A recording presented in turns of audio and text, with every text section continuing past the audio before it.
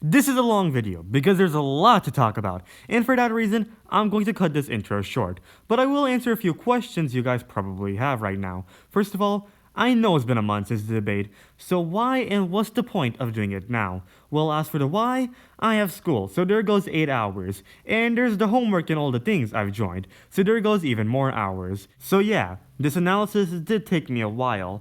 This video would have also come out a lot faster if it weren't for the stupid amount of problems iMovie has been giving me. You're going to see a lot of editing issues in this video because of the exporting problems, and I apologize for that. As for what's the point, well, this is all we have. Trump absolutely doesn't want another debate with Kamala Harris and is still bragging about how he won, and it was just that the networks are rigged. They probably edited my answers. Did they or did they not? If you don't even know if your answers are being edited when it's literally about what you said, how do you know whether Kamala Harris' answers were edited? But anyways, we'll get into Trump's everything was rigged mindset later. Sorry, everything is rigged mindset later. So why did I split this video into two parts? Well, how many of you guys are willing to watch me lose my mind for 4 hours straight? Let's try 2 hours first. By the way, there's going to be a lot of stuff I'll mention as I respond to what Trump and Harris are saying. So if you don't know what I'm talking about, just search it up. Like that part where I referenced Tucker Carlson crying about M&M's not being sexy for him anymore. Yeah, MAGA is crazier than you think. When it comes to the economy, do you believe Americans are better off than they were 4 years ago? Let's get started. So I was raised as a middle-class kid, and I am actually the only person on this stage who has a plan that is about lifting up the middle class and working people of America. So Kamala Harris starts off by talking about the middle class people and how she knows what it is like and how she has a plan. So we're being promised with a plan that will help the middle class people. But let's see how she fulfills it. I believe in the ambition, the aspirations, the dreams of the American people. And that is why I imagine and have actually a plan to build what I call an opportunity economy. So, based on the term opportunity economy, I'm assuming Harris is playing on an economy that allows plenty of opportunities to get jobs or grow businesses. I already like this because I believe the beauty of capitalism can only be accomplished when there's plenty of ways to be successful. Everyone should have the ability to innovate and to grow successful from that a good idea. If there's monopolies, then that takes away the room to innovate, and takes away the ideal amount of competitiveness there should be in a good economy. Let's see if Harris' plan really works out to create this. Because here's the thing. We know that we have a shortage of homes and housing, and the cost of housing is too expensive for far too many people. We know that young families need support to raise their children, and I intend on extending a tax cut for those families of $6,000, which is the largest child tax credit that we have given in a long time, so that those young families can afford to buy a crib, buy a car seat, buy clothes for their children. So here's the barrier for the opportunity economic system Kamala Harris wants to create. You see, housing is a problem we have in the United States because housing is just too expensive. And seeing how housing affects all of us, it's really nice Kamala Harris is talking about this because it's rare to see a politician talk about this. Anyways, let's talk about the plan. So Harris' plan is to extend a $6,000 tax cut for the lower income families, which is a really nice thing because if you're looking at the federal minimum wage, which is $7.25 per hour, yeah, that's not going to be enough to support a family. So that $6,000 tax cut will be really beneficial for those lower income families. And as Kamala Harris mentioned, they would be able to afford important things like cribs, car seats, and clothes, really helping out these families. But let's get on to the opportunity economy. My plan is to give a $50,000 tax deduction to startup small businesses, knowing they are part of the backbone of America's economy. I completely agree with Kamala Harris. Small businesses are vital to the economy and are necessary for two things. Number one, keeping the competitive environment running. And number two, creating a lot of jobs. The issue is that starting up a small business in the United States is pretty costly. So it's nice to see Kamala Harris give that $50,000 to business owners who just got started. Not to mention, this is helping us reach that opportunity economy she promised.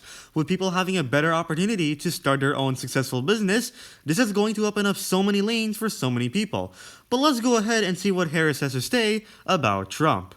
My opponent, on the other hand, his plan is to do what he has done before. which is to provide a tax cut for billionaires and big corporations, which will result in $5 trillion to America's deficit. Remember, no other president has increased the US debt in one term more than Trump. And yeah, these tax cuts are a large part of it. Yeah, Kamala Harris is also giving tax cuts. But who needs it more? The workers and small businesses? Or the billionaires and mega corporations? For whom is each dollar more valuable? The worker class and small businesses? Or the billionaires and mega corporations? Whose lives are going to become so much better through tax cuts? The worker class and small businesses? Or the billionaires and mega corporations? My opponent has a plan that I call the Trump's sales tax, which would be a 20% tax on everyday goods that you rely on to get through the month. Economists have said that Trump sales tax would actually result for middle-class families in about $4,000 more a year because of his policies and his ideas about what should be the backs of middle-class people paying for tax cuts for billionaires. Again, each one of these dollars are valuable to the workers and small business owners of the country, and a 20% sales tax is definitely going to harm these people significantly, all because Trump wanted to reduce the taxes for him and his other rich friends. Remember, the tax cuts Trump has been giving out to the super rich are largely to benefit himself. And you know, I completely understand why Trump has been giving out those tax cuts for himself. He definitely needs those tax cuts much more than the working class. I mean, he's gone bankrupt 6 times before. He definitely understands the value of each dollar and is totally not spending millions on ridiculous luxuries, including millions of dollars on tax money for his golf trips during his presidency. Anyways, let's move on to what Trump has to say about this. First of all, I have no sales tax. That's an incorrect statement. She knows that. I believe she meant the tariffs, which essentially are a sales tax for consumers. But if you don't want to consider that as sales tax, oh well. We're doing tariffs on other countries. Other countries are going to finally, after 75 years, pay us back for all that we've done for the world. Ouch. You need help? Yeah, can you give me an arm? Sure.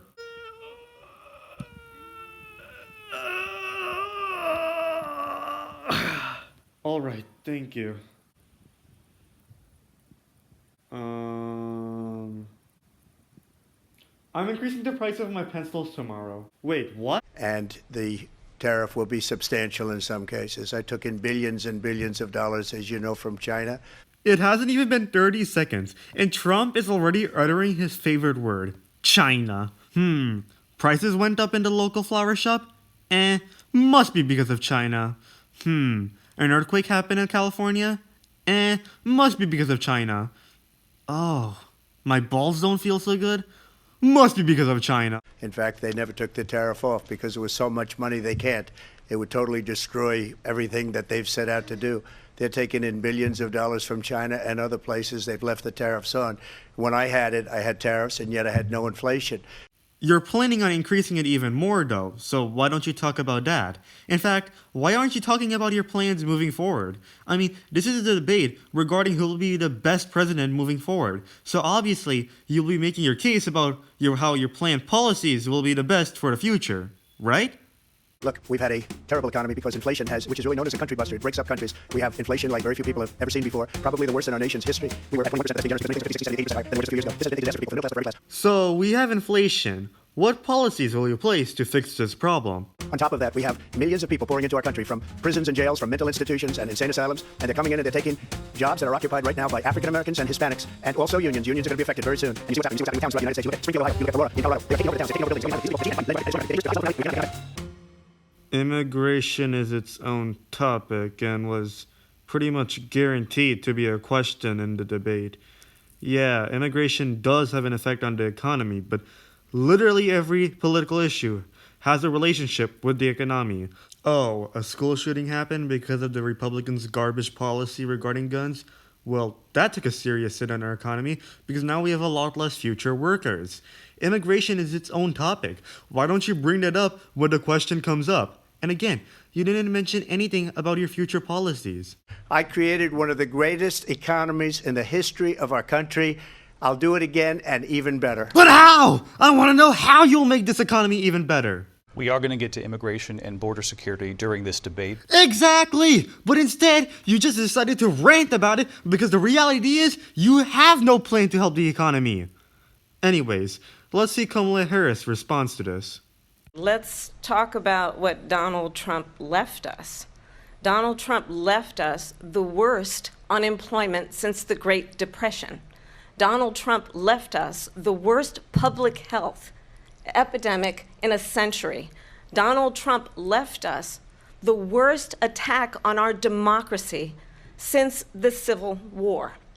And what we have done is clean up Donald Trump's mess. All of these are facts. Maybe you can argue that these things weren't really Trump's fault, but it's still true. He did leave us with the worst unemployment in a long time. He did leave us with a horrible health epidemic. A health epidemic that probably wouldn't have gotten that bad in the United States if he didn't reject the literal emergency plan the Biden administration came up with if a virus like COVID ever broke. He did leave us with the riots that were January 6th. In fact, he really did rile up his supporters that day. And don't forget that he even congratulated them.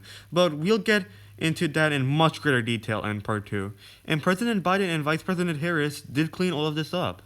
What we have done and what I intend to do is build on what we know are the aspirations and the hopes of the American people. But I'm going to tell you all in this debate tonight, you're going to hear from the same old tired playbook, a bunch of lies, grievances, and name-calling. Again, all true. Donald Trump does keep repeating the same things over and over again. Obama's the worst president of all time. Well, Biden's the worst president of all time now. Harris, the worst vice president of all time.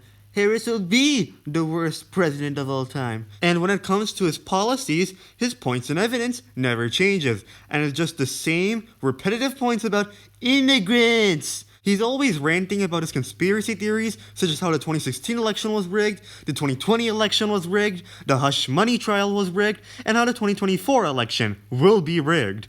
And when it comes to the name calling, well, that's his literal stream of dopamine. Though, I'm not gonna lie, Tampon Tim is a wonderful nickname, and I'm betting Tim Walz is pretty proud of it. What you're going to hear tonight is a detailed and dangerous plan called Project 2025 that the former president intends on implementing if he were elected again. I believe very strongly that the American people want a president who understands the importance of bringing us together, knowing we have so much more in common than what separates us, and I pledge to you to be a president for all Americans. So this is where a lot of the criticism has been. Trump supporters argue that Trump has nothing to do with Project 2025 and that Harris should have been fact-checked for this, and how it was unfair only Trump was being fact-checked. However, there will be plenty of times where Trump lied about Kamala Harris that wasn't fact-checked, such as his claims about her and her father being Marxist. But, it's true, you might say. Well, it's true Trump's plan aligns very well with Project 2025. So please. But there's a reason why Harris and Trump aren't being fact-checked for this sort of stuff.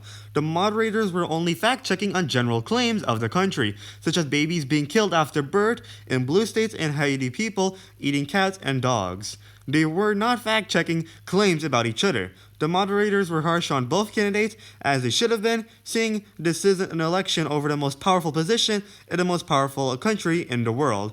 And regarding the end of the round, yes, I do believe Kamala Harris will be a president for all the people and will bring us together, instead of just dividing us like Trump has been doing with native-born citizens and immigrants, with Republicans and Democrats, with the lower class and the upper class, and much more.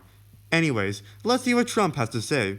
I know he's going to do some lame response to what Kamala Harris has said, but let's see if he mentions anything about his economic policies moving forward, because he hasn't really talked about them.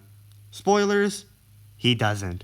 Everybody knows what I'm going to do. Cut taxes very substantially and create a great economy like I did before. We had the greatest economy. We got hit with a pandemic. And the pandemic was not since 1917, where 100 million people died, has there been anything like it. We did a phenomenal job with the pandemic. We handed them over. Hey, country, great economy. And the stock market was higher than it was before the pandemic. Nobody's ever seen anything like it. We made ventilators for the entire world. We got towns, we got maps, we did things nobody thought possible.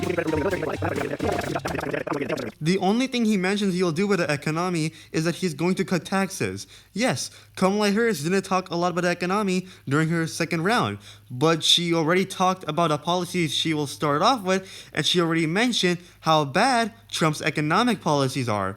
She's all set, but I still haven't heard anything by Trump about his economic policies moving forward, besides the vague cut taxes.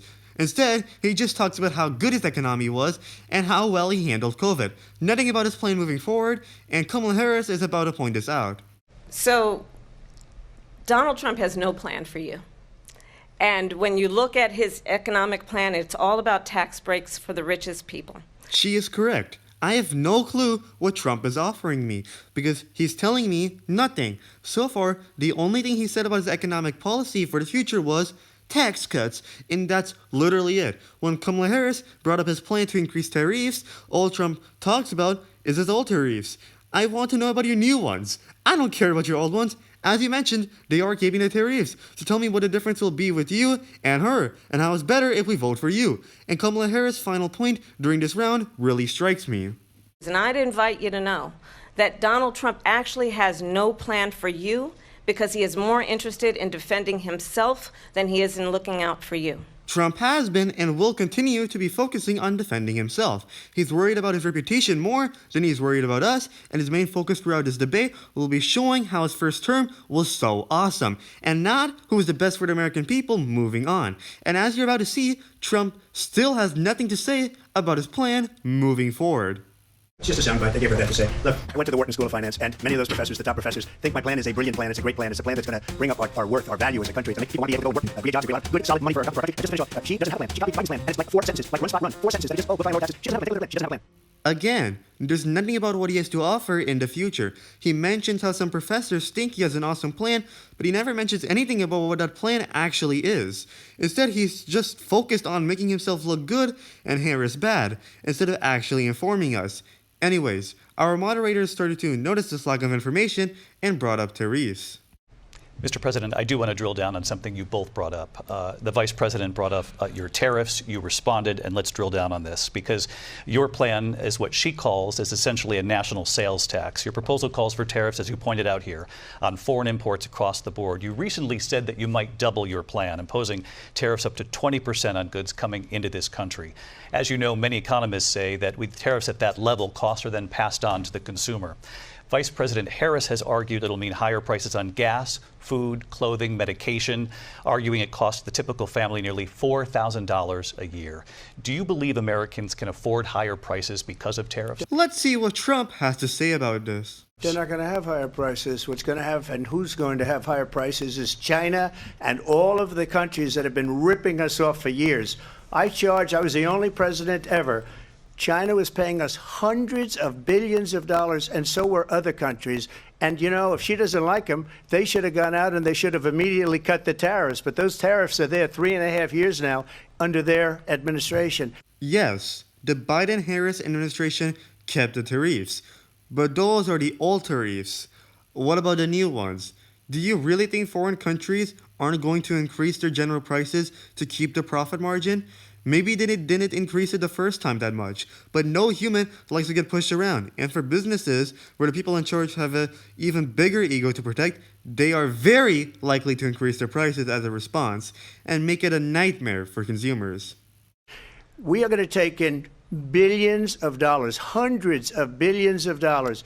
I had no inflation, virtually no inflation. They had the highest inflation perhaps in the history of our country because I've never seen a worse period of time. Trump, you already mentioned this. COVID was the major destructor of the economy by the end of your term. And guess what? COVID and its aftermath was still there towards the beginning of the Biden-Harris administration. And if you look at an inflation chart, you can tell that the inflation that spiked towards the beginning of their administration really slowed down towards the end. And is still slowing down because the effects of COVID are receding. This has nothing to do with the Democrats' performance. Because if you look at the Obama-Biden administration, they had barely any inflation too, and it could be argued that they were doing even better at handling inflation than Trump. People can't go out and buy cereal or bacon or eggs or anything else. The people of our country are absolutely dying with what they've done. You're really going to bring up everyday goods when those tariffs are very likely to make it much more difficult to buy those kinds of goods? Yes. People are absolutely dying, but because of COVID and its aftermath, not because of the administration. You know how people could be absolutely dying because of the federal government? Those tariffs you're planning on implementing if you become president. They've destroyed the economy. And all you have to do is look at a poll. The polls say 80 and 85 and even 90% that the Trump economy was great, that their economy was terrible. If you're gonna use polls by the same kind of people who are triggered that the green and brown M&M don't make them horny anymore and color the representation of the general population of the country, I think Harris can do the same with any poll she wants and would still be a better representation of the country. Anyways, let's move on to the next question. Vice President Harris, I do want to ask for your response, and you heard what the president said there, because the Biden administration did keep a number of the Trump tariffs in place. So how do you respond? Well, let's be clear that the Trump administration resulted in a trade deficit, one of the highest we've ever seen in the history of America.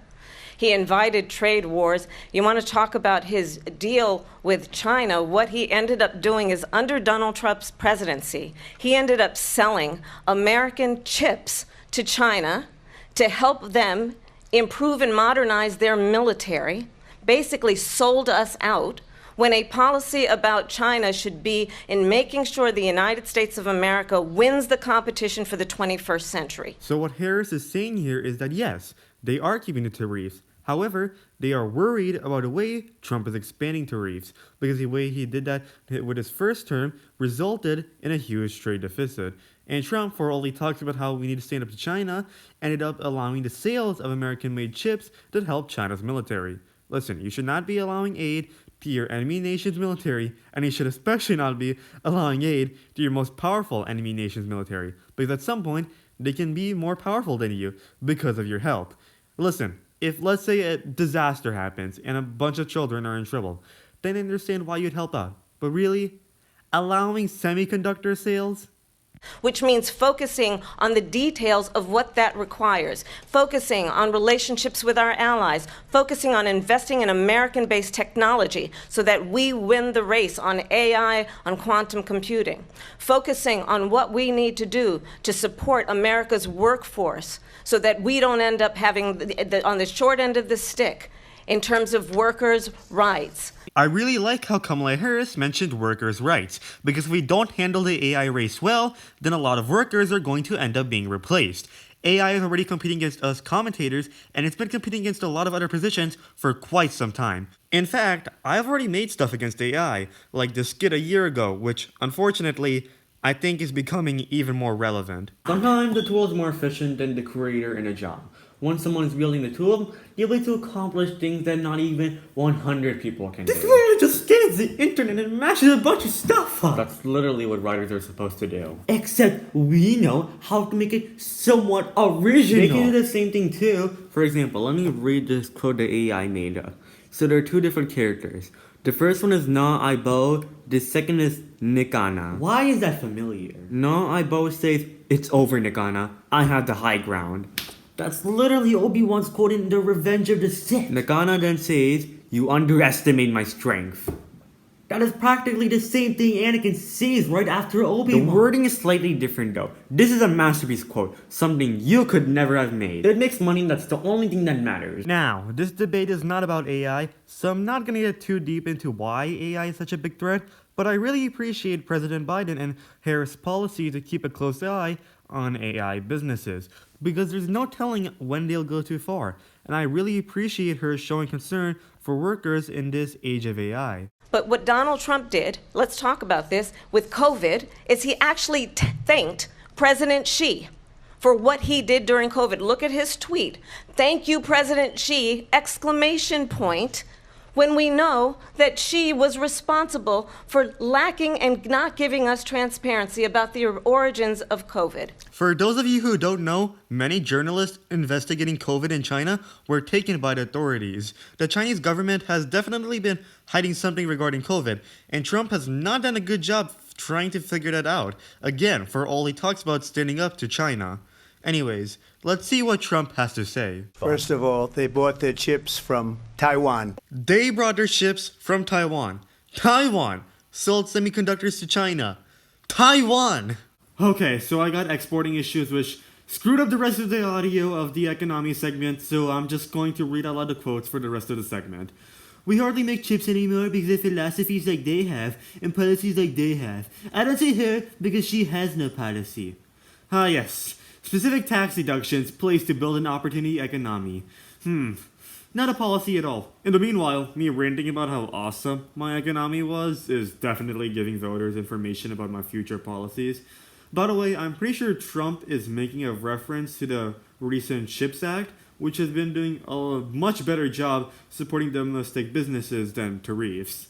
She's a Marxist. Everybody knows she's a Marxist. Her father is a Marxist professor in economics, and he taught her well. Wow. So if somebody calls me a fascist, that's putting me in fucking danger, and they deserve to rot in hell. Screw free speech. If somebody calls me a fascist, I'm in danger. But if I call someone a Marxist, who bloody cares? I'm going to name call her father also, even though he isn't a part of this debate. Let's name call everyone, because free speech. Oh, but if you name call me, why don't you go but when you look at what she's done to our country, and when you look at these millions and millions of people that are pouring into our country monthly, where it's, I believe, 21 million people, not the 15 that people say, and I think it's a lot higher than the 21. I believe it's 21 people, but I believe it's a lot higher than 21 million people, you know? We'll just insert a bunch of stupidly high numbers, because hey, I'm still 5. I love those big numbers. I'm going to become a millionaire. Oh, but I was already born a millionaire. And now I'm a billionaire. So yeah, these numbers are normal. It's not like these are people and not pieces of paper. There ought to be millions of people pouring into the country every month, even though that makes no sense because hey, I have a cult, and with great cults comes great over-exaggerations. It's bigger than New York City, pouring in, and just look at what they're doing to our country. They're criminals. Many of these people coming in are criminals, and that's bad for our economy too. You mentioned before, we'll talk about immigration later. Yeah, he did mention it before. Immigration is its own topic. So why the hell are you talking about it now? Do you really have no clue what to talk about? Do you really have nothing to say about the economy, only about illegal immigrants? Well, bad immigration is the worst thing that can happen to our economy. They have, and she has, destroyed our country with policy that's insane. Almost policy that is say they have to hate our country. You know what? Let's talk about illegal immigration, since you're so obsessed about it. If you care so much about the border, why the hell did you oppose the bill that would have calmed the situation down? Yeah, Harris and the others had a policy that would have strengthened the border, but since this is Trump's key issue, he would have no issue to talk about if this bill passed through. Who hates the country so much to the point that they kill off a bill that will help fix an issue? Because that's how desperate they are to get reelected. President Trump, thank you. Lindsay? I want to turn to the issue of abortion. Oh my goodness! Finally, we're going to a new topic.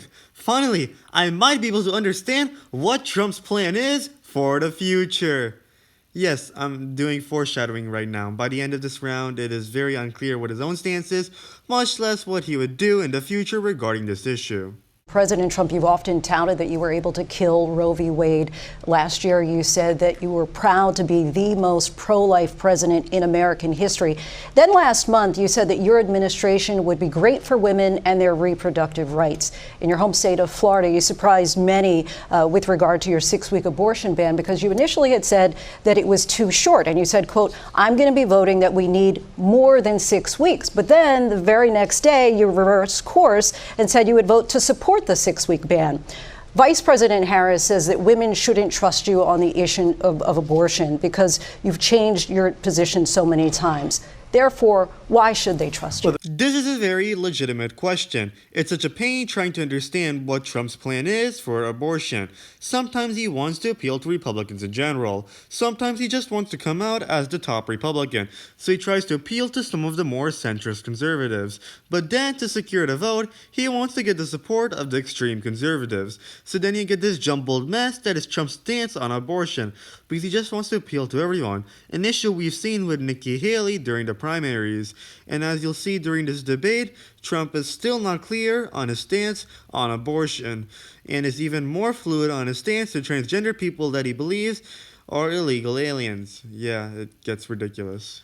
Well, the reason I'm doing that vote is because the plan is, as you know, the vote is, they have abortion in the 9th month. It's not very clear what the intentions of the vote is.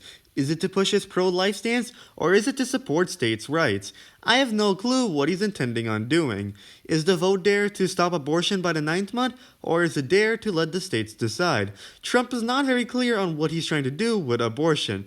Harris is clear that she is pro-choice, which is helpful, because I have an idea what her policies will be. With Trump, this is not the case. They even have, and you can look at the governor of West Virginia, the previous governor of West Virginia, not the current governor, who's doing an excellent job, but the governor before, he said the baby will be born and we will decide what to do with the baby. In other words, we'll execute the baby. And that's why I did that, because that predominates, because they're radical. The Democrats are radical in that. Again, I still don't understand what he's intending to do with the vote. Is he trying to centralize it? I don't know, because he's not clear. He's trying to appeal to both the pro-life voters and the pro-states voters, which, I'm sorry, you can't have it both ways. You either have a policy that will work out for pro-life voters, or you have a policy that works out for pro-state voters. Now look at Kamala Harris, who hasn't been trying to appeal to everyone. She made it clear what her stance is, and what her intentions are. If you don't like her for that, womp womp. But she's going to continue fighting for what she believes is right. I have an idea what to expect from her, but I can't say the same for Trump. I don't know if Trump is going to do a national abortion ban if he gets the opportunity. I don't know if he's just trying to fight for states' rights. And as you'll see later in the debate, Trump purposely keeps it unclear to appeal to both types. And her vice presidential pick, which I think was a horrible pick, by the way, for our country, because he is really out of it. But her vice presidential pick says abortion in the 9th month is absolutely fine. He also says execution after birth. It's execution, no longer abortion, because the baby is born, is okay. And that's not okay with me, hence the vote. So now he's saying that he's not okay with the pro-choice people, which is why he's doing the vote. It's so confusing, and it gets even worse. But what I did is something for 52 years they've been trying to get Roe v. Wade into the states. And through the genius and heart and strength of 6 Supreme Court justices, we were able to do that. Now, I believe in the exceptions for rape, incest, and life of the mother. I believe strongly in it. Yet there are states that have a complete ban. Are you going to fight for what you believe is right, or are you desperate to get both the pro-life and pro-state voters? Every legal scholar, every Democrat, every Republican, liberal, conservative, they all wanted this issue to be brought back to the states where the people could vote. That is simply untrue. There are plenty of Democrats and liberals who want abortion to be legal across the United States. There are plenty of Republicans and conservatives who want abortion to be banned across the United States. If every Democrat and liberal wanted reproductive rights to stay within the states, then how did Roe v. Wade end up with reproductive rights for everyone across the country? People had to be supporting it. And if everyone wanted it to go back to the states, then why was there so much fuss over Roe v. Wade being overruled? And look at Republicans and conservatives like Ben Shapiro, who just outright believe abortion is murder. You really think he supports state deciding on it? Heck no. This guy would prefer if there was a national ban. And that's what happened. Now, Ohio, the vote was somewhat liberal. Kansas, the vote was somewhat liberal, much more liberal than people would have thought. But each individual state is voting. And now this guy is saying that the intention of the vote was to let the people decide, and that it was okay if some states were being liberal. This guy is actually being obtuse so that he can appeal to everyone. He's actually a Nikki Haley who couldn't even say that the Civil War was over slavery. There is no state in this country where it is legal to kill a baby after it's born. Thank you. I'm actually losing my sanity because of this guy. Madam Vice President, I want to get your response to President Trump. All right, let's see what Kamala Harris has to say. Well, as I said, you're going to hear a bunch of lies, and that's not actually a surprising fact. Let's understand how we got here. Donald Trump hand-selected 3 members of the United States Supreme Court with the intention that they would undo the protections of Roe v. Wade. And they did exactly as he intended. Speaking of which, I want to talk about the Republican Senate. For those of you who don't know, Obama, throughout his 2 terms, only appointed 2 Supreme Court justices, and Trump, throughout his one term, appointed 3. Pretty weird, isn't it? Well, that's because Obama was about to appoint a 3rd Supreme Court justice, but the Republican Senate refused to carry out any appointment, saying that only the next president should get that opportunity. So then Trump gets elected, and instead of being fair and only giving him 2 justices like they did Obama, guess what they ended up doing? 3. And they were gonna keep going because they had the power, so they didn't care, regardless of the obvious hypocrisy. And thanks to their hypocrisy, they got what they wanted. Less girls having full stomachs and more having full wombs. Speaking of which, thank you, Governor Walz, on your progress on making sure every child is fed in school. You're doing great work. And now in over 20 states, there are Trump abortion bans, which make it criminal for a doctor or nurse to provide health care. In one state, it provides prison for life. Trump abortion bans that make no exception even for rape and incest. There are states that make no exception, even for rape or sexual assault, which is just depressing. So many young girls are being forced to carry a fetus in their womb and are expected to carry it all the way to the 9th month. And seeing how young and unprepared they are, they're just going to end up dying or kill the fetus later in development. It gets even worse because unfortunately, rape and incest don't cover all the bad things that can happen during pregnancy. There was a case in Texas where the fetus had a disease that basically guaranteed death, and if the disease remained much longer, there would be fertility problems. But since we're talking about Texas, the woman wasn't able to get an abortion. Eventually though, she got the abortion she needed, and now she's proud to announce that she is pregnant again, and I wish her good luck. Though with a national abortion ban, you have a beautiful future, Ben Shapiro used to pose the libertarian. Ben Shapiro seriously needs to stop considering himself a libertarian. Like, this guy actually was struggling with the question of whether pornography depicting consenting adults should be legal for the adult population. This guy considers himself a libertarian when he's having trouble with one of the easiest questions for a libertarian. In this country, we have gambling completely legal, alcohol completely legal, and we're even in the process of legalizing marijuana for recreational purposes. Speaking of pornography, I would have really liked to talk about the Hush Money trial, where even Republicans know the evidence is there, and the only excuse is that this trial is targeting a presidential candidate, and therefore is not You democratic. can't do this to me! There was literal footage of you grabbing your coworker and murdering him. You can't do this to me! The footage literally has you grabbing the knife and putting the knife in. What angry grunting sounds. Well, I'm a fucking presidential candidate, so you can't do this to me. Not even presidents themselves are allowed to murder someone. I think they should. Then what is the rule of law? That everyone in the country should follow the law. And a president is a person of the country. Yeah, but they are a leader, so they can break the law. Then that's not rule of law. But people are following it. Do you have some drugs I can use? A survivor of a crime of violation to their body does not have the right to make a decision about what happens to their body next. That is immoral. And one does not have to abandon their faith or deeply held beliefs to agree. The government, and Donald Trump certainly, should not be telling a woman what to do with her body. It's crazy how even though the Republican Party tries so hard to paint the Democrats as the authoritarian ones, the Democrats are much more libertarian than them in a lot of senses. Voting rights, marriage rights, reproductive rights, these things were fought for largely by the Democrats. Heck, Tariffs are pretty authoritarian, and look at what Trump has been doing. And regarding the arguments that abortion goes against a lot of people's religion, nobody's forcing a church official to carry out an abortion. The only people you could ever be infringing regarding this are women who want the right to choose, because they are the ones who will actually be directly affected.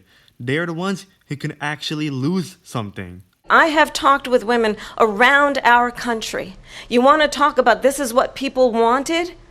Pregnant women who want to carry a pregnancy to term, suffering from a miscarriage, being denied care in an emergency room because the healthcare providers are afraid they might go to jail, and she's bleeding out in a car in the parking lot? She didn't want that. Her husband didn't want that. A 12 or 13-year-old survivor of incest being forced to carry a pregnancy to term? They don't want that. Since Trump wants the pro-state voters vote pretty badly, he's trying to make it look like everyone just wants the issue to be within the state, when that's just not true. So many women and couples need that ability to choose because so many bad things can happen during pregnancy, and they need that ability to choose. Those women and couples living in those states where abortion is banned really want that federal approval because it makes it a lot easier. And I pledge to you, when Congress passes a bill to put back in place the protections of Roe v. Wade, as President of the United States, I will proudly sign it into law. I already talked about how clear Kamala Harris is with her plan for the future, but I want to expand upon that idea a little further. You see, one of the most important things to consider when you're choosing a candidate to vote for is their ideas and policies. Trump has barely said anything regarding his economic policies, and with reproductive policies, he's even more unclear. For example, let's say a state is completely pro-choice. I don't know if he'll try to reverse those effects, or if he'll be okay with the state having that policy, because he's unclear if he's pro-life or pro-state. He mentioned that the vote is there because he finds some states to be too pro-choice, which is confusing. This is different from Kamala Harris. If a state is completely pro-life, I know she'll try to reverse those effects. She expressed how pro-choice she is and how she's opposed to states having abortion bans. I know what her plan is. I know what she'll do if I vote for her. I don't know what Trump will do if I vote for him. It's unclear. But understand, if Donald Trump were to be reelected, he will sign a national abortion ban. Maybe Trump won't sign a national abortion ban. Maybe he will. I don't know because he's been purposely unclear. Harris has the full right to say he's going to do it, that he will sign a national abortion ban, because he's been purposely unclear. He completely could do it, or he could completely not. It's unclear. Understand, in his Project 2025, there would be a national abortion, a monitor that would be monitoring your pregnancies, your miscarriages. Oh my goodness! Kamala Harris is uttering such big lies! Trump has no relationship with Project 2025 or the Heritage Foundation and hates it. You should vote for him. His vice president pick J.D. Vance literally praised the Heritage Foundation. So? Well, if I'm voting for Trump, I'm also voting for Vance. How do you know that? Because Vance is his vice president pick? Yeah, Vance is his vice president pick. But how do you know he will keep him? Good point. I think the American people believe that certain freedoms, in particular the freedom to make decisions about one's own body, should not be made by the government. Anyways, now that Kamala Harris wrapped up her round, let's see what Donald Trump has to say. Well, there she goes again. It's a lie. I'm not signing a ban, and there's no reason to sign a ban. That's what he is saying right now, but watch what he says soon. Because we've gotten what everybody wanted.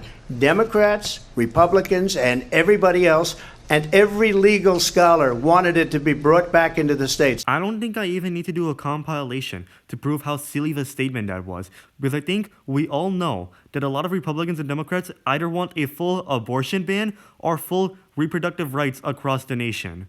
What she says is an absolute lie. And as far as the abortion ban, no, I'm not in favor of abortion ban, but it doesn't matter because this issue has now been taken over by the state. That's what Donald Trump is saying right now. But here comes the moment I was talking about. Would you veto a national abortion ban if it came Well, to I your won't desk? have to because, again, two things. This would be fine. He is first explaining that a national abortion ban will never come, and then he'll give a stance. Right?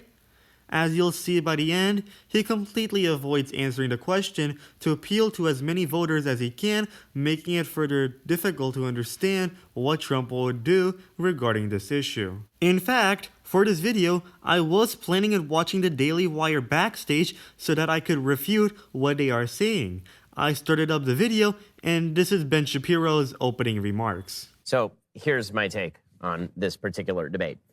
We're going to talk about it a lot today. We'll talk about it a lot tomorrow. And a week from now, it's not going to matter at all. And the reason it's not going to matter at all is because nothing fundamentally changed here. The people of America still don't know Kamala Harris. Donald Trump has not done his job in making sure that the people of America actually know anything about her positions.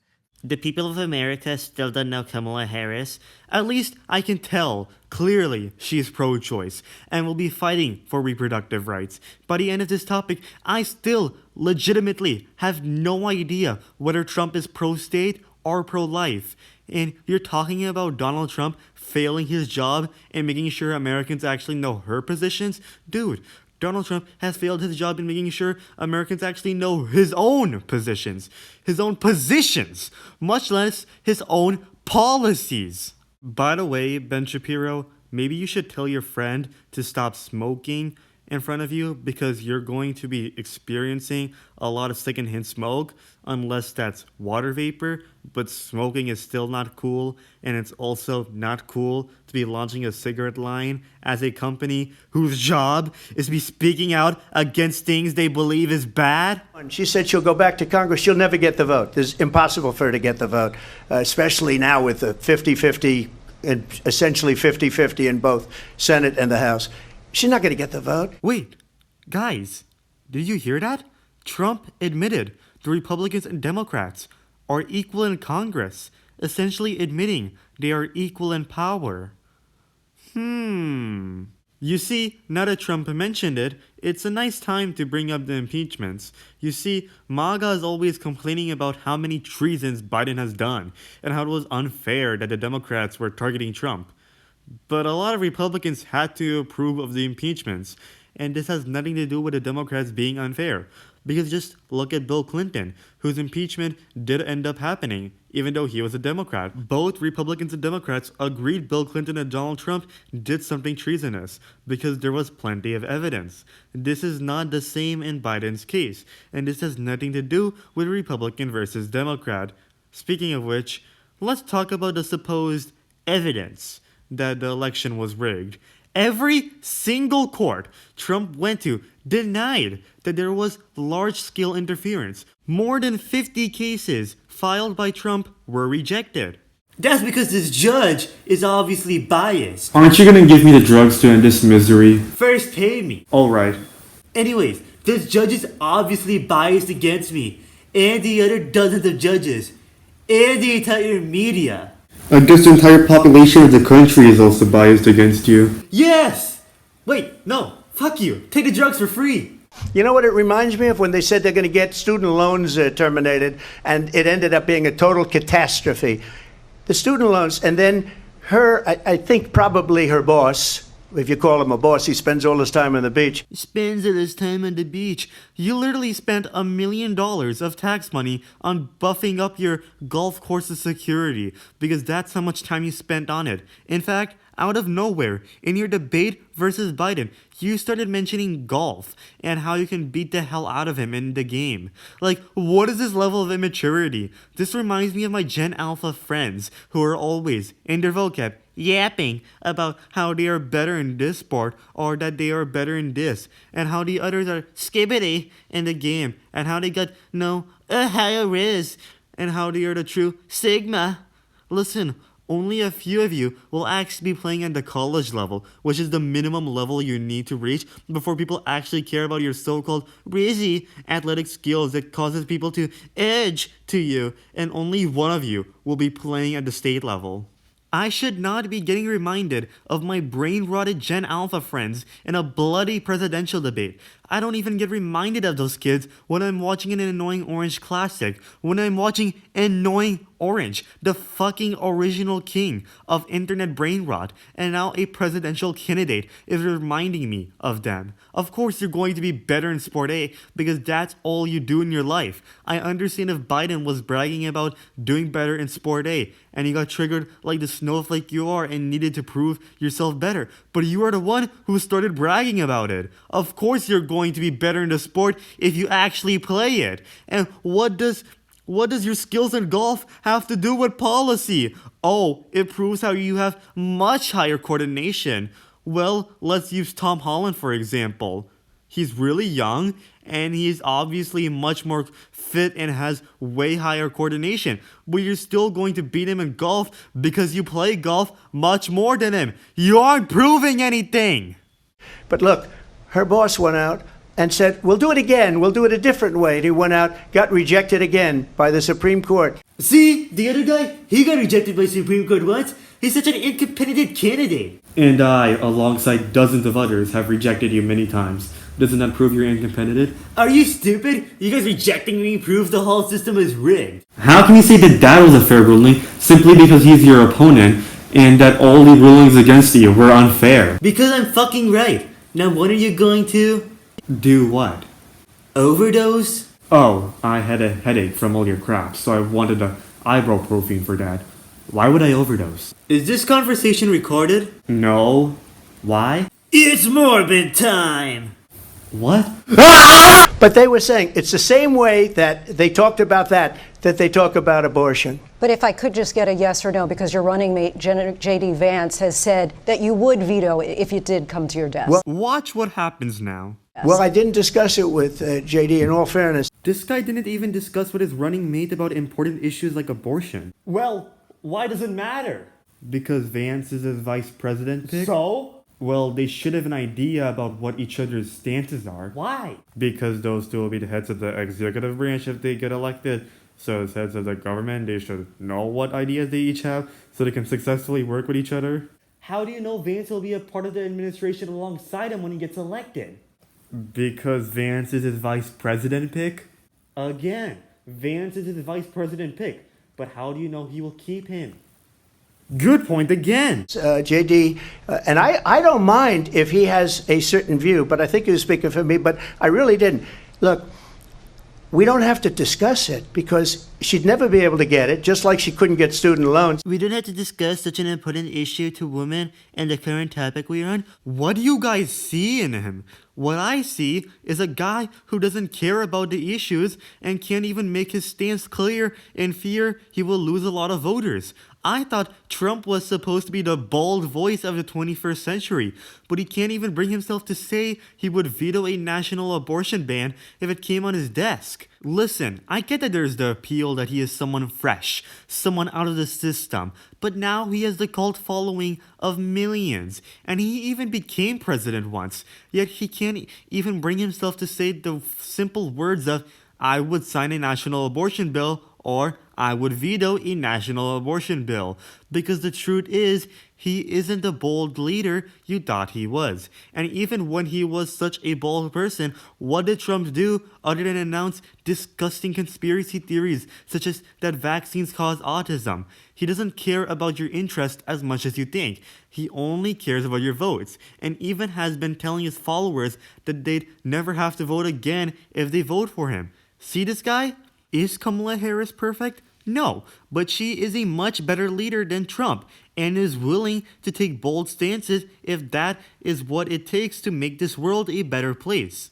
Anyways, let's see what Kamala Harris has to say next. I absolutely support reinstating the protections of Roe v. Wade, and as you rightly mentioned, nowhere in America is a woman carrying a pregnancy to term and asking for an abortion. That is not happening. It's insulting to the women of America. Speaking of which, let's talk about why women get abortions. A woman gets an abortion if there was a problem she noticed. If it's a case like rape, well, there's your problem right away. If it's a case like a disease that guarantees death as soon as the baby is born, then the time the problem is revealed varies, but chances are that it's sometime in the first few months. If there is a problem happening in the last month, it's usually involving the life of the mother. Nobody voluntarily gets pregnant, takes good care of their future kid, and then at the last day is like, I don't want to be a mommy anymore. Let's abort it. Kamala Harris is absolutely right. Couples who pray and dream of having a family are being denied IVF treatments. Now, last time I really wanted to do a rant about homophobia was in the Vivek Ramaswamy response, where I decided to stop myself and focus on the topic. And you know, seeing how the topic is reproduction, I'm going to do that. Not a full response or rant, seeing how we have a lot more to go through, but honestly, if I could just get just one homophobic person to realize the hypocrisy behind their ideas of gay people and to just be respectful to gay people from now on, I will be super happy. But first, let's talk about IVF treatments. IVF treatments are treatments to get your own baby if you're a couple that can't get one. Obviously, if you're a same-sex couple, that automatically makes it so you can't get babies the normal way. But something a lot of far-rightists purposely exclude in their arguments is that this includes infertile straight couples. And yes, infertile couples don't make up the majority of couples, but there's millions of them anyways, many of whom want to have their own kids. But what about orphans, you might be saying? Well, according to a very certain conservative named Michael Noels, in the world we live in, there are 32 couples waiting to adopt for every newborn that's put up for adoption in the United States. So yeah, there's already a long enough line for orphans, so there's going to be plenty of couples who will still not get that chance to have their own kids. So if we have a means of granting those couples' wishes, and we have the means to do that safely and help give birth to a healthy kid in a loving family, we should do it. I understand if you're religious and aren't interested in ever doing this yourself, but nobody's forcing your religious organization to perform these things. We have a wonderful separation between church and state, which not only benefits policy, but also benefits the church itself, because now the church isn't being associated with the government and its laws. It's a separation that makes everyone happy, so acknowledge it's there. It's a net gain in happiness. Anyways, it's rant time. What's wrong with a guy sleeping with a guy? What's wrong with a woman sleeping with a woman? Why specifically must there be a guy sleeping with a woman? Oh, because you're much more used to imagining that? And what if a person with a dick starts imagining experiences with a person who has a dick too? Are you saying they must have a hole to have the right to imagine that? Yes, people do imagine stuff. Even if they don't, their hormones do it for them. Just for the same reason why a straight person has trouble imagining sex with someone of the same sex, a gay person would have trouble imagining sex with those of the opposite sex. I believe Joe Rogan made a very good point in his episode with Ben Shapiro, in which he talks about how it feels for a gay couple when they're denied the right to be together. Imagine, Ben Shapiro, if someone said to you, you should stop being with your beautiful wife and you need to now marry a man because this is what God wants you to do. So you're going to have to shtup this man and he's going to shtup you. And because this is how the rules are set up. Yeah, so far this sounds pretty terrible, sure. Right. Well, this is how it sounds to gay folks when you're telling them they have to find a woman. So yeah, stop shaming on people's sexual orientation. What is happening in our country? Working people, working women who are working 1 or 2 jobs, who can barely afford childcare as it is, have to travel to another state to get on a plane sitting next to strangers to go and get the health care she needs. This is terrible, because being a woman traveling alone state to state is not exactly that safe. People are going to be needing abortion as often, whether you have an abortion ban or not. Really, the only way to lower the need for abortion is if you implement sex education, which is why blue states, even with abortion being legalized, have less of a need. Because guess what? The guys remember to wear the condom. And the people of America have not, the majority of Americans believe in a woman's right to make decisions about her own body, and that is why in every state where this issue has been on the ballot, in red and blue states both, the people of America have voted for freedom. We're a country of freedom. No wonder why people are voting pro-choice, because it is such a necessary freedom. Anyways, let's hear what Trump has to say. Excuse me, I have to respond. Another lie. It's another lie. For those of you who don't know, the Washington Post has reported Donald Trump has made a total of 30,573 misleading or straight up false claims across his 4 years as president. That's an average of 20 to 21 per day. I have been a leader on IVF, which is fertilization. The IVF, I have been a leader. If you are a leader in something, you would have to have followers who are going where you are going. And Trump supporters aren't exactly big fans of IVF, so I'm not so sure who he is supposedly leading. IVF supporters definitely don't see him as a leader. That's for certain. In fact, when they got a very negative decision on IVF from the Alabama courts, I saw the people of Alabama and the legislature 2 days later voted it in. Probably would have happened anyways without your help, but okay. I've been a leader on it. They know that, and everybody else knows it. I have been a leader on fertilization, IVF. Again, your supporters don't really see you as an IVF leader, and IVF supporters don't see you in that light either. But oh well. And the other thing, you should ask, will she allow abortion in the 8th month, 9th month, 7th month? You literally just complained about how radical Kamala Harris and Tim Walz are, and Kamala Harris literally owned up to it last round. So what kind of question is this? Come on. Okay, would you do that? Why don't you ask her that question? Why don't you That's answer the problem. question? Would you Because veto? Exactly! Because that was the literal question the moderators asked you, and you completely avoided answering it. And you've avoided the topic so much that your VP pick, JD Vance, has been saying stuff on your behalf, and even when that was pointed out, you still didn't answer the question. Roe v. Answer Wade. the question. That's not the question! This is not about Roe v. Wade. This is about an abortion ban in general. Would you veto? You could do abortions in the 7th month, the 8th month, the 9th. Okay, but would you approve a complete abortion ban? It's such a simple question. not true. And probably after birth. Just look at the former governor of Virginia. The governor of Virginia said, we put the baby aside and then we determine what we want to do with the baby. So are you opposed to abortion to the point you'd ban it if you get the chance? President Trump, thank you. We're going to turn now to immigration and border security. And I'm now never going to get the answer to that question. The bright side is, now we get to an issue Trump actually cares about. Oh my god. We get to an issue a presidential candidate is actually willing to share information on. What?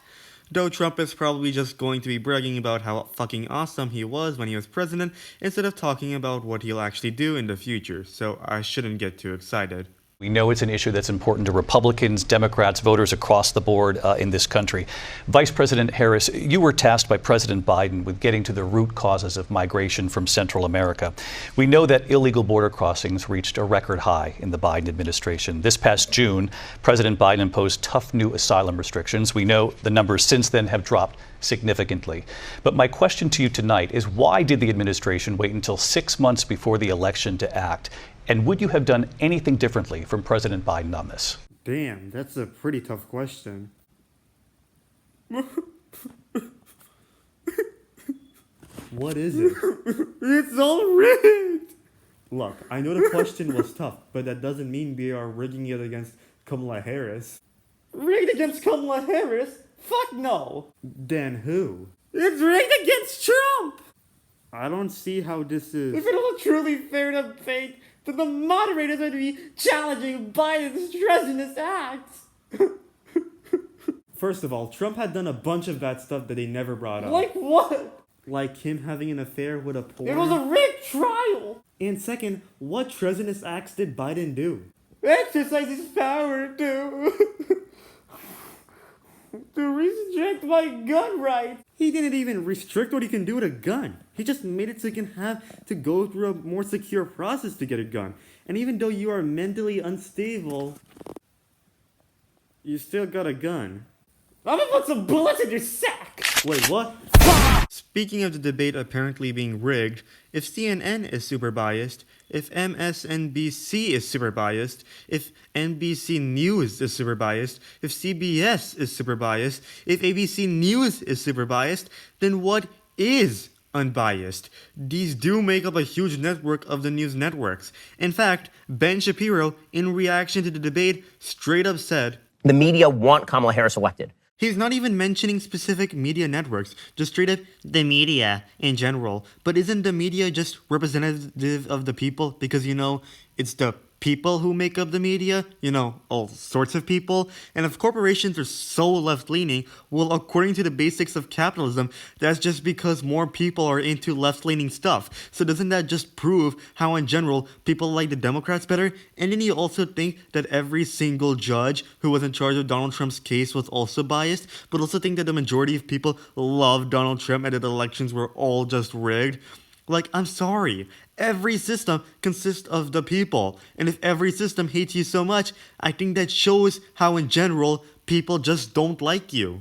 So I'm the only person on this stage who has prosecuted transnational criminal organizations for the trafficking of guns, drugs, and human beings. It is true that Kamala Harris has a strong record as a district attorney and attorney general, and if she was like Trump, she would have spent the entire round talking about it, but she doesn't, and just keeps it to this, which is nice, because now we get time to talk about other stuff other than how awesome she is. And let me say that the United States Congress, including some of the most conservative members of the United States Senate, came up with a border security bill which I supported. And that bill would have put 1,500 more border agents on the border to help those folks who are working there right now overtime trying to do their job. It would have allowed us to stem the flow of fentanyl coming into the United States. I know there are so many families watching tonight who have been personally affected by the surge of fentanyl in our country. That bill would have put more resources to allow us to prosecute transnational criminal organizations for trafficking in guns, drugs, and human beings. But you know what happened to that bill? Donald Trump got on the phone, called up some folks in Congress, and said, kill the bill. And you know why? Because he'd prefer to run on a problem instead of fixing a problem. Right here, folks. You think the Democrats seriously don't care about the border just because they don't think a wall is that good? Kamala Harris and people from both parties literally had a bill that would secure the border. But guess what? Everyone's favorite king of securing the border, Donald Trump, rejected the bill. Because you see, if you're fixing up a problem, guess what that causes? Less problems. And if you're someone who is relying on these sorts of problems to get reelected, yeah, you're going to be needing those problems to be present. If Kamala Harris and the others try to fix a problem, then that would be one less problem for Donald Trump to run on. And if a problem starts to get even worse, then awesome, you have even more to run on.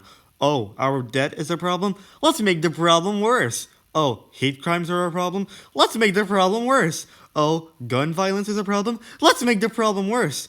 Oh, reproductive rights are no longer a problem? Let's bring that problem back. And understand, this comes at a time where the people of our country actually need a leader who engages in solutions, who actually addresses the problems at hand. But what we have in the former president is someone who would prefer to run on a problem instead of fixing a problem. The nice thing about Kamala Harris is that she is actually willing to give solutions. She is willing to put an end to the reproductive rights issue, even if that means she will have less women suffering to run on for the next term. She's willing to combat climate change, even if that means she will have less animals suffering to run on for the next term. She is willing to combat gun violence, even if that means she will have less children suffering to run on for the next term. And even if that means less attempted assassinations on Trump, because unlike him, who refuses to address the actual issue, which is that mentally unstable people are easily able to get a gun, she's willing to stop complaining about free speech and is willing to actually fix up the problem. And I'll tell you something, he's going to talk about immigration a lot tonight, even when it's not the subject that is being raised. Even though Trump is going to be bringing up immigration a lot, I will still be amazed if he actually talks about his policies moving forward. And I'm going to actually do something really unusual, and I'm going to invite you to attend one of Donald Trump's rallies, because it's a really interesting thing to watch. You will see during the course of his rallies, he talks about fictional characters like Hannibal Lecter. He will talk about windmills cause cancer. And what you will also notice is that people start leaving his rallies early out of exhaustion and boredom. Oh dear, oh dear, oh dear. She roasted his rallies. Oh shit, we're going to be seeing a very triggered Trump. A Trump so triggered that he'll forget to give actual commentary on the one issue he's remotely interested in talking about, because you never make fun of his 5-star rallies. And I will tell you, the one thing you will not hear him talk about is you. You will not hear him talk about your needs, your dreams, and your desires.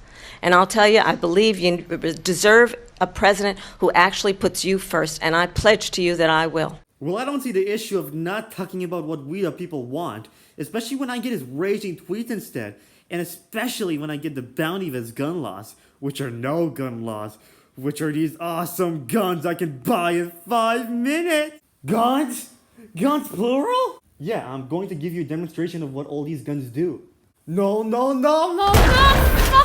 Vice President Harris, thank you. President Trump, on that point, I want to get your response. Well, I would like to respond. Let me just ask, though, why did you try to kill that bill, and successfully so? That would have put thousands of additional agents and officers on the border. First, let me respond as to the Please. rallies. Yup, I called it. She said people start leaving. People don't go to her rallies. There's no reason to go. And the people that do go, she's busing them in and paying them to be there, and then showing them in a different light. So she can talk about the people going to rallies. The biggest rallies, the most incredible rallies in history politics. That's because people want to take the country back. Our country is being lost. We're a failing nation. It happened 3.5 years ago. And what's going on here? In the World War, we just want to subject. People don't go to her rallies. She's buzzing them in and paying them to be there. How triggered is this guy? Oh yes, all these people are nobody, and oh yes, she has the funds to be paying all these people. Okay, maybe she doesn't have as many people in her rallies. Probably because we don't need riling up as much as your fans do.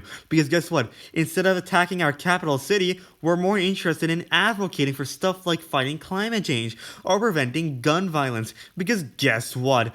We're the only country where school shootings are an actual relevant threat. And this is largely because of a very certain party who doesn't believe in things called processes. If a basic right like voting goes through something called a process, then why shouldn't purchasing a gun go through something called a process? Yeah, I know we have a voting process to strengthen our right to vote, because a process will make it matter more, because now there will be less fake votes. In that same way, a process for purchasing a gun will make the right to bear arms stronger, because guess what the right is for? Self-defense! And guess what happens when less mentally ill people get their hands on guns? Less threats! It's so bloody simple! It's seriously World War III? You've been saying this for so long, and really, with all of your stupidly racist statements and laws, you're driving us closer to it. Like seriously, you're going to remove the Palestine embassy at the same time you're moving the Israel embassy to Jerusalem? Talk about escalating tensions, and you're seriously going to make a policy that you yourself called the Muslim ban? How stupid can a person be? Oh yeah, you thought Trump was done? You know why John Adams is pretty low in presidential rankings despite his push against slavery and his success with the Quatsi War, which allowed for Thomas Jefferson's biggest presidential achievement to happen, which was the Louisiana Purchase? The Alien Sedition Acts, which Trump is essentially planning on bringing back. Not just the part where the government can deport non-citizens who are subjects of foreign enemies, but also the part where you get in trouble for publishing bad stuff about the government. Trump himself has threatened to strengthen libel laws, and has previously threatened The Onion over fucking obvious satire. What they have done to our country by allowing these millions and millions of people to come into our country. Oh my goodness, Trump is finally talking about illegal immigration when the topic is illegal immigration? What? Oh my goodness, we need to throw a fucking party. This is more revolutionary than this show. Trump is talking about illegal immigration at an appropriate time.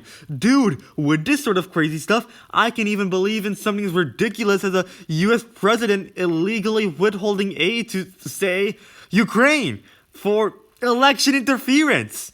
Oh wait, Donald Trump has done that during his time as a president. And look at what's happening to the towns all over the United States. And a lot of towns don't want to talk. It's not going to be Aurora or Springfield. A lot of towns don't want to talk about it because they're so embarrassed by it. In Springfield, they're eating the dogs, the people that came in. They're eating the cats. They're eating the pets of the people that live there. What the actual fuck? First of all, nobody's eating cats and dogs in this country. The only country where they probably eat cats and dogs is probably China. And even then, I highly doubt that the cats and dogs are off the street. Wait, did he just confuse our country and China? Is that how obsessed you've become?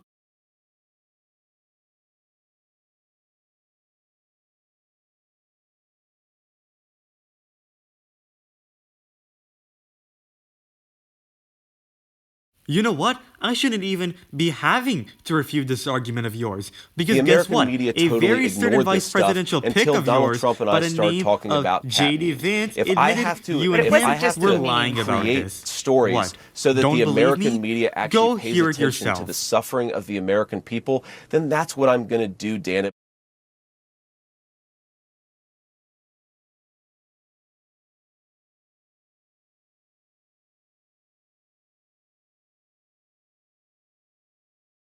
This is actually depressing.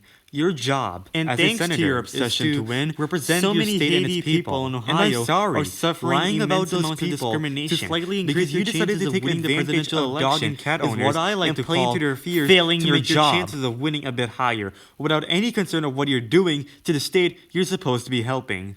Oh, I see MAGA is getting angry and is saying I missed out on an important part. The part where he says it comes from first-hand accounts? Let's check that out. Sir, you just said that you're creating the story. What's that, Dana? You just said that this is a story that you Yes. created. So the eating dogs and cats thing is not We are accurate. creating. We are. Dana, it comes from first-hand accounts from my constituents.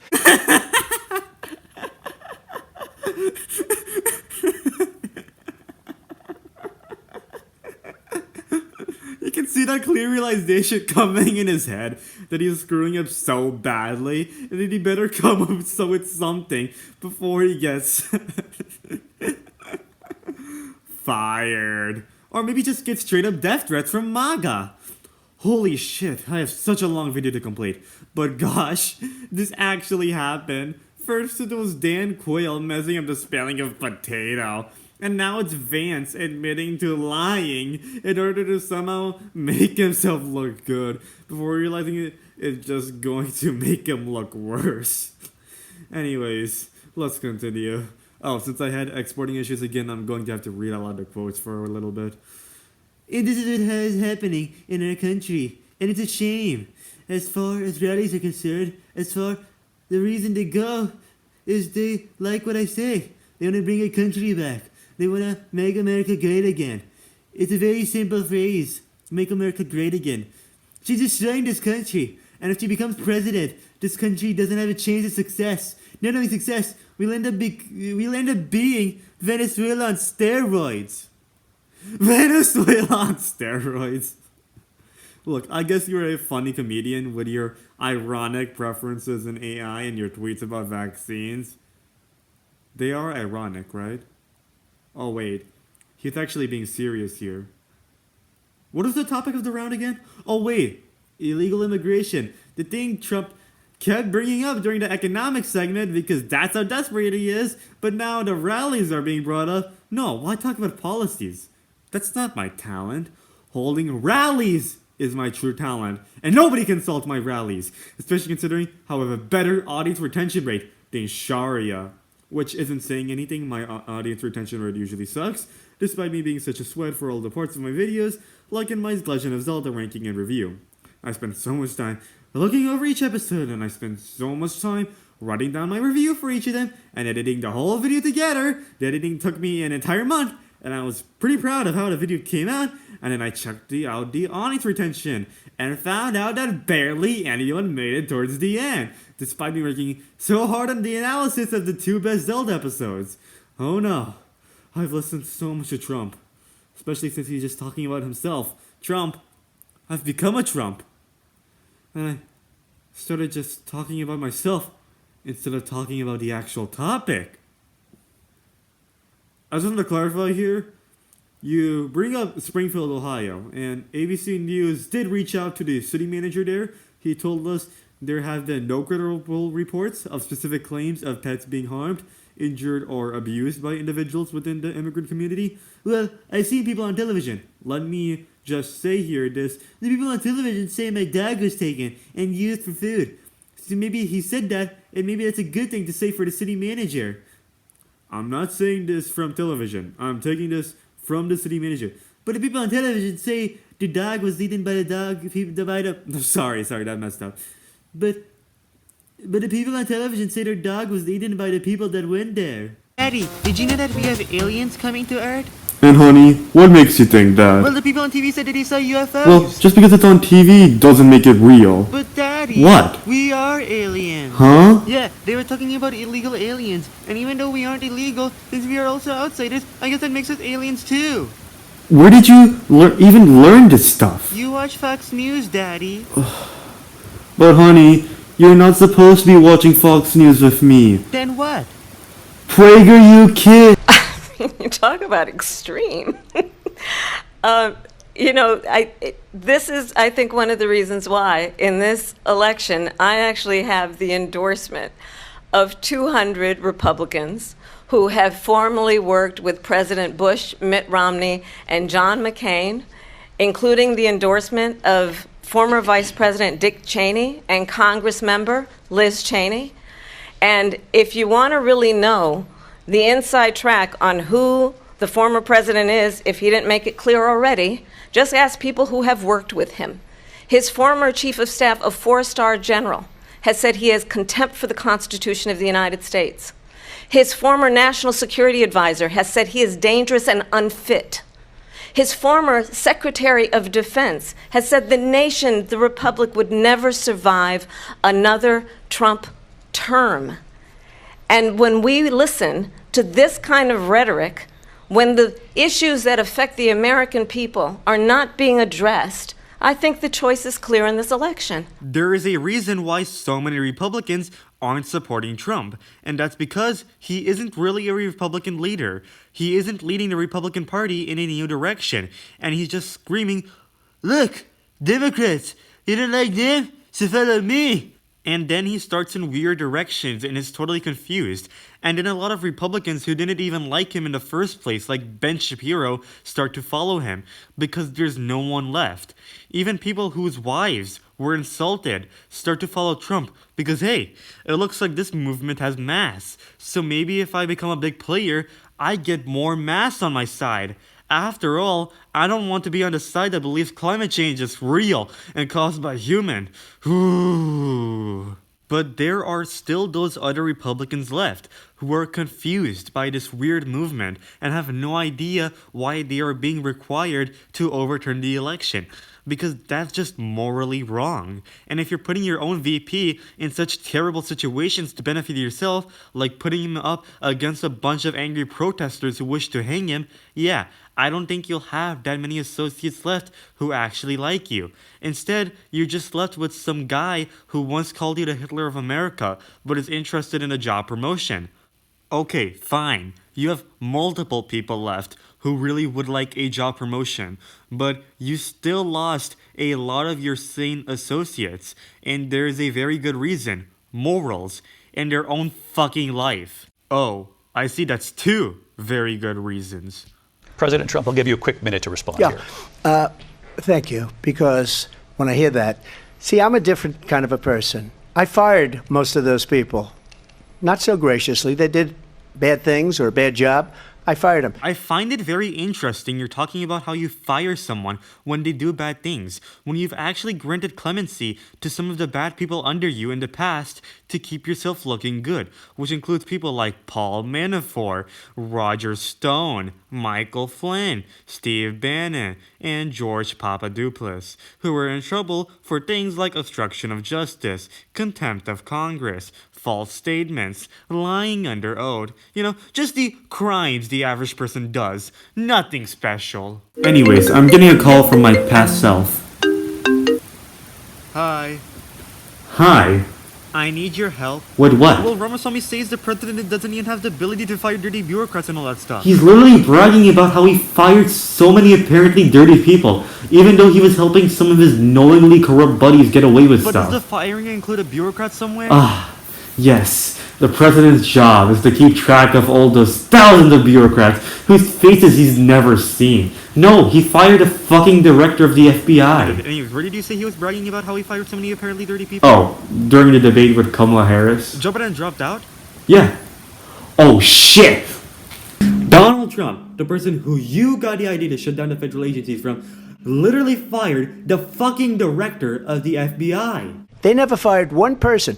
They didn't fire anybody having to do with Afghanistan and the Taliban and the 13 people whose were just killed, viciously and violently killed. And I got to know the parents and the family.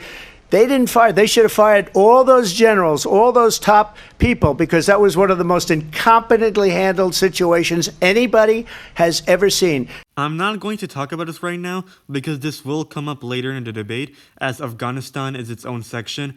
But don't worry, Trump still goes on regarding firing. So when somebody does a bad job, I fire them. And you take a guy like Esper. He was no good. I fired him. So he writes a book. Another one writes a book. Because with me, they can write books. With nobody else, can they? Let's look at the chronological order. According to Trump, this guy wasn't that good. Trump fires him. He writes a book. He's writing a book outside Trump's grasp. Yet, according to Trump, this is special because there's no one else whose grasp they can write a book under. But they are not under Trump's grasp anymore. I'm actually being genuine here. If anyone can explain to me what the heck is Trump trying to say here, because Trump doesn't even have the ability to stop them from writing a book. So I don't see what is so special that Trump didn't stop them. He can't anyways. But they have done such a poor job, and they never fire anybody. Look at the economy. Look at the inflation. They didn't fire any of their economists. They have the same people. That's a good way not to have books written about you. You don't need to fire someone to get them angry. If they were bad work conditions, they're going to get angry anyways. I can't believe I'm bringing Mr. Beast up, but considering the allegations and Mr. Beast even admitting to some of them, like Jake Weddle's horrible time in the challenge, yeah, I can imagine somebody getting angry enough to write a book on Mr. Beast. Jake Weddle may not have written a book, but he still did an hour-long interview with Dogpack. I think it's obvious people can get angry without getting fired. And clearly, as admitted by you, none of Kamala Harris' associates are angry at her. But just to finish, I got more votes than any Republican in history by far. In fact, I got more votes than any sitting president in history by far. I wonder what changed between the 2020 election and the elections before. Oh wait. The overall population. Yeah, no wonder you got more votes than the Republicans before you. There weren't as many voters in the US before. Let me continue on immigration. It was what you wanted to talk about earlier. What the fuck? Oh. You see this guy changing topic? Probably because the topic is immigration and border security. So? Well, he's just trying to make sure both candidates are staying on topic. They've barely talked about immigration before Trump went on a rant about how awesome his rallies are. Well, no one asked. You literally just did. No! So let's get back to your deportation proposal that the vice president has reacted to as well. President Trump, you call this the largest domestic deportation operation in the history of our country. You say you would use the National Guard. You say if things get out of control, you'd have no problem using the U.S. military. Police, yes. You also said you would use local police. How would you deport 11 million undocumented immigrants? I know you believe that number is much higher. Take us through this. What does this look like? Will authorities be going door to door in this country? Yeah. It is much higher because of them. They allowed criminals, many millions of criminals. Oh crap. Here he goes again.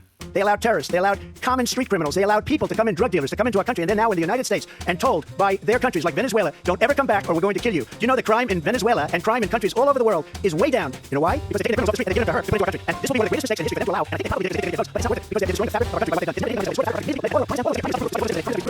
done. You made the claim you will do the largest deportation in this country's history, and the moderator, knowing many people were wondering, asked you how you will do it, and you gave no answer, just, yeah.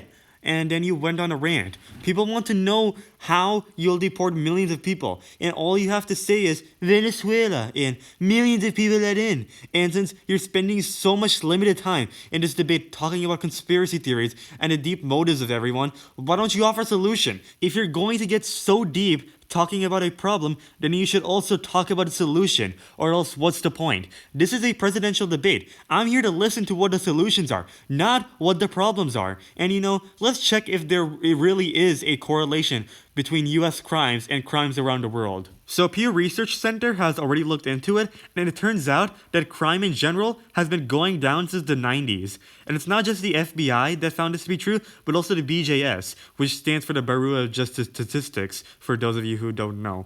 At some point, the violent crime rate stopped decreasing and became pretty steady, with no major increases or decreases. But for poverty crimes, it is still decreasing. So overall, crime rates are still going down. As for crimes unique to the United States, it all boils down to guns. I'm going to use healthdata.org. And if you have a problem with the source, pretty much all sources are going to give you data that shows how much of an outlier the United States is when it comes to the issue of guns.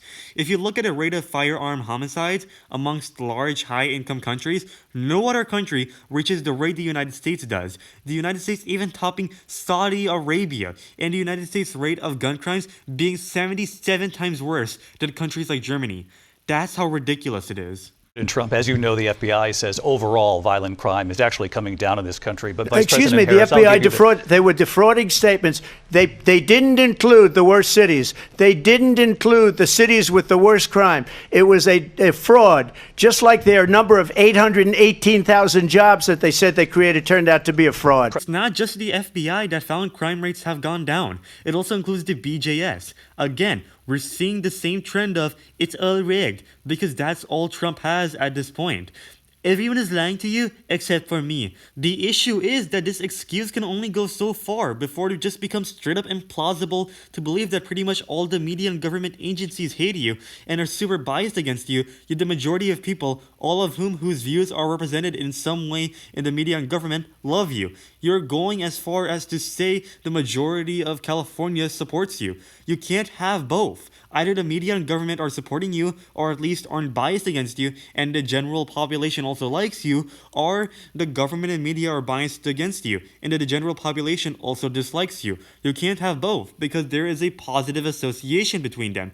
A much bigger association than an apparent negative association of US crimes and the rate of crimes everywhere else. Anyways, let's see what Kamala Harris has to say next. Well, I think this is so rich, coming from someone who has been prosecuted for national security crimes, economic crimes, election interference, has been found liable for sexual assault, and his next big court appearance is in November at his own criminal sentencing.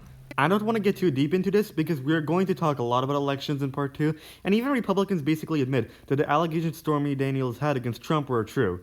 Literally all their complaints about the trial were that it was politicized, and while they don't actually bring themselves to say it's true, they never attempt to challenge the ruling, heavily suggesting that even they know that the allegations were true. And for those of you who don't know, the E. Jean Carroll case was ruled against Trump, and he had to pay millions for damages for his sexual assault that falls under the common definition of rape. We'll get into the other bad stuff Trump did later when the topic comes up. By the way, I'm not going to get very deep into all the court cases and corruption of Donald Trump because I'll be focusing more on the ones they are talking about and what they have to say about those cases. However, I do recommend you check out Legal Eagles for his amazing coverage of many of the recent legal issues there has been regarding Trump. He has recently even done a summary of all these legal issues, so if you're low on time and just want the gist, check that out after this video. And let's be clear where each person stands on the issue of what is important about respect for the rule of law and respect for law enforcement. The former vice president called for defunding federal law enforcement, 45,000 agents, get this, on the day after he was arraigned on 34 felony counts. I want to talk about this for a moment. Many Republicans are complaining so much about how politicized the hush money trial was against Donald Trump. But first of all, the judge has pushed the conviction of Donald Trump to after the election, just so he gets a chance. So don't make that excuse. Donald Trump did a bad thing, and if anyone else did that instead of him, they would have gotten that trial and would have gotten that conviction pretty quickly afterwards with no excuses on their behalf. Second of all, Donald Trump is the one who is taking advantage of the government to benefit himself. He's attempting to defund the government of hundreds of millions of people to cover his affair with a porn star. An affair with a porn star. You're calling him the victim here? So let's talk about what is important in this race. It is important that we move forward, that we turn the page on this same old tired rhetoric and address the needs of the American people, address what we need to do about the housing shortage, which I have a plan for, address what we must do to support our small businesses, address bringing down the price of groceries. But frankly, the American people are exhausted with this same old tired playbook. I really like how Kamala Harris is pointing out the fact that she actually has a plan. In the economy section, Donald Trump was only talking about his last term. During the abortion segment, he couldn't even bring himself to say he will veto a national abortion ban. And right now, I haven't heard anything come out of his mouth as to how he'll stop the flow of illegal immigrants, besides the vague, yeah, to how they will carry out what he believes to be the largest deportation in American history. At least I know Kamala Harris is planning on giving a tax deduction to lower class families and small businesses. At least I know she is trying to bring back the protections of Roe v. Wade across the country. At least I know she wants to put more border security agents on the border. With Trump, I don't know. Excuse me. Every one of those cases was started by them against their political opponent. Oh boy, here we go with the politicization of all these cases. Well, at least that gives me the chance to respond to them. And I'm winning most of them, and I will win the rest on appeal. When your own party can't even bring themselves to challenge the actual ruling of the hush money trial, I heavily doubt the other judges will change their mind. But oh well, if they do agree on the ruling, then that's more proof that it's all rigged against me. Because even the entire judicial system hates me, on top of the government and media. Yet everyone still loves me, of course. The government, judicial system, and media totally don't represent the overall population of the United States. And you saw that with the decision that came down just recently from the Supreme Court. I'm winning most of them. But those are cases, it's called weaponization. Never happened in this country. You say you're winning most of your cases when you had 62 cases regarding the election all rejected by various courts. Of course, we'll get into that topic later, so let's save that for later. They weaponized the Justice Department. Every one of those cases was involved with the DOJ, from Atlanta and Fani Willis to the Attorney General of New York and the DA in New York. Every one of those cases. And then they say, oh, he's a criminal. They're the ones that made them go after me. They made you go after me. You would have never prosecuted me. Hi, I'm being charged of murder based on a trace of DNA they found in a murder weapon, which is pretty limited evidence. I don't know why they're prosecuting me so harshly. You're my lawyer, right? Holy shit. By the way, Joe Biden was found essentially guilty on the documents case. And what happened in my documents case? They said, oh, that's the toughest of them all. A complete and total victory. 2 months ago, it was thrown out. It's weaponization, and they used it, and it's never happened in this country. They used it to try and win an election. They're fake cases. So according to Trump, the justice system is fair now. You know what? I'm happy. He's finally admitting the justice system is pretty solid overall, and now he can't make any excuses when we get to the election part. Because, oh boy, there's going to be a lot. Well, let's talk about extreme and understand the context in which this election in 2024 is taking place.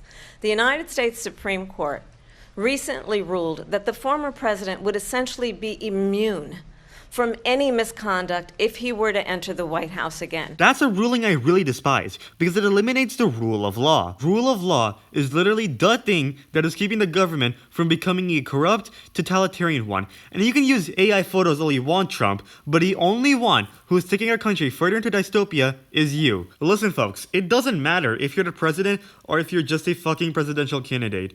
You are a citizen and resident of this country, and you are subject to the law of this country. Otherwise, if government officials are completely immune, we really are going to become a Venezuela on steroids. Understand, this is someone who has openly said he would terminate, I'm quoting, terminate the Constitution of the United States. Yes, Donald Trump really did call for the suspension of the Constitution because, can you make a guess? He's unhappy over the 2020 election results. That he would weaponize the Department of Justice against his political enemies. Again, it does sound very hypocritical of Trump to complain about the apparent political weaponization of the judicial system against him and then threaten to weaponize the judicial system against his political enemies. But that's because he is a hypocrite. Yes, he actually did do that. Someone who has openly expressed disdain for members of our military. You Trump supporters really thought Trump was so supportive of the military? Despite the examples where he was shaming our members, you probably still think he is so supportive, don't you? Understand what it would mean if Donald Trump were back in the White House with no guardrails. Because certainly we know now the court won't stop him. We know J.D. Vance is not going to stop him. It's up to the American people Vice to President stop Harris. him. It really does all boil down to us, which is exactly why you guys need to get out there and vote. You have to vote for the protection of our children in schools. You have to vote for the protection of this planet. You have to vote for an actual economic plan. This is the one that weaponized, not me. She weaponized. I probably took a bullet to the head because of the things that they say about me. They talk about democracy. I'm a threat to democracy. They're the threat to democracy with a fake Russia investigation We do have a lot to that get- went nowhere. First of all, the attempted assassination was not a result of free speech, but rather a result of the lack of gun control there is throughout this country. If this was another wealthy country like France or Germany, crazy people would not get their hands on guns so easily. Speaking of which, why do Republicans consider Trump to be the leader of free speech when he's been threatening stricter libel laws to journalists who write against him, and is even blaming the attempted assassination and not even hate speech, but just regular free speech? Yes, people do really consider you a threat to democracy, especially after your past attempts to get in the way of the democratic process. And there are many bad things people consider you due to your bad actions in the past. Kamala Harris just pointed out one reason why people consider you a threat to democracy, which is how you plan to suspend the Constitution. And regarding investigations into you regarding Russia, which one? We have a lot to get to. Lindsay? That we do. That we absolutely do. We still have a lot to go through, including elections, Israel, climate change, and many others. We have a lot of stuff to get into that we can't get into in this video without it becoming way too long. So yeah, we'll get into that in part 2. Until then, thanks for watching and I'll see you all next time. Goodbye.